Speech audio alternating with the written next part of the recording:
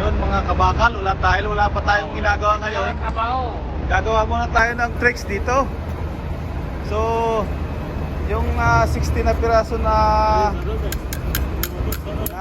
screw, kailangan maipatong dun sa ibabaw nun. Kailangan mapatong sa ibabaw lahat. So, unang sumubok si Paring William. Si Paring William, unang sumubok. Kailangan, isa pa lang yan, nahihirapan na. Lalo na kung yung lahat sa ibabaw ilagay. Tricks yan, tricks. Yan. Para yung napapanood mo doon sa, sa mga Chinese. Kapitan mo, kapit mo na dyan o. Gilid. Oh. Di kinaya ni Paring William, di kinaya. Oh, si Paring Masong naman. Paring Masong. Dapat pa ako eh. Maipin na dito eh. Pa ako ba? Yan. Maganda yung bako eh. Kasi iipitin niya to. Oh. Maipin na dito. Maipin na dito.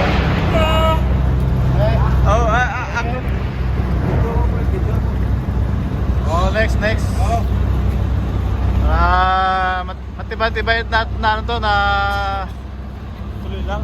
oh, napalaisipan kung paano mapapatong yung lahat ng screw sa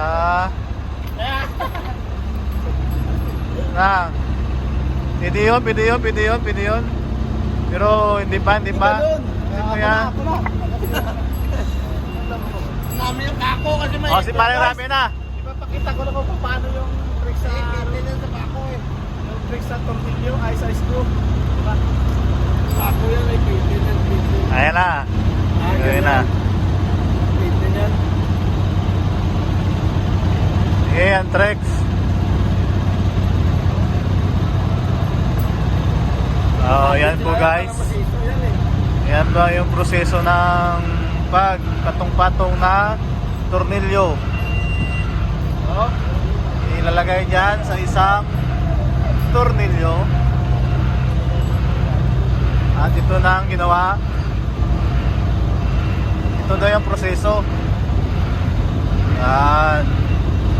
Tapos ilagay dyan sa isang tornilyo. Sobra, binan misa. Oh. Binan misa.